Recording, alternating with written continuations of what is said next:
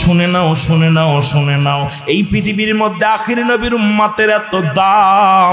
এই 50 বছর বা 500 বছর ধরে ইবাদত বন্দেগী করে। শুনে নাও রে মুসা নবী, এমন একজন নবী আমি প্রিয় নবীর বানাইলাম। সেই নবীর উম্মতিরা পৃথিবীর মধ্যে যদি একটা রজনী পেয়ে যায়, লাইলাতুল কদর, লাইলাতুল বরাত, লাইলাতুল মুবারাক, ও মুসলমান শুনে নাও, ওই ভাগ্য রজনীটা যদি একবার তার জীবনে জুটে যায়, এইরকম হাজার হাজার বছর ইবাদত করে ওই আবেদ ব্যক্তি যে ফায়দা লুটেছে, ওই আখির নবীর উম্মতিরা এমন একটা বরকতপূর্ণ রাত, এমন একটা বরকতপূর্ণ দিন যদি জীবনে একবার পাওয়া যায়, তার চাইতে হাজার হাজার গুণ বেশি তাদের ফায়দা হয়ে যাবে। জোরে জোরে চিল্লায়া বলা যাবে না মারহাবা।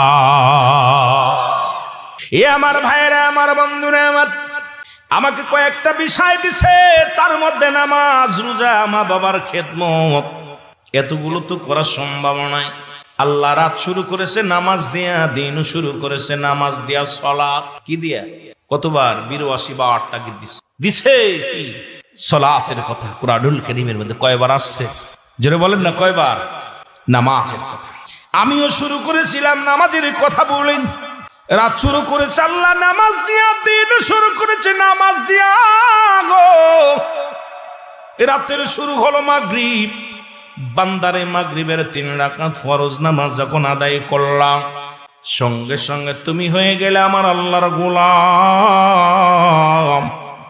এবার 2 রাকাত সুন্নাত নামাজ তুমি আদায় করলাম, সঙ্গে সঙ্গে হয়ে গেল তুমি আমার নবীর প্রেমিক।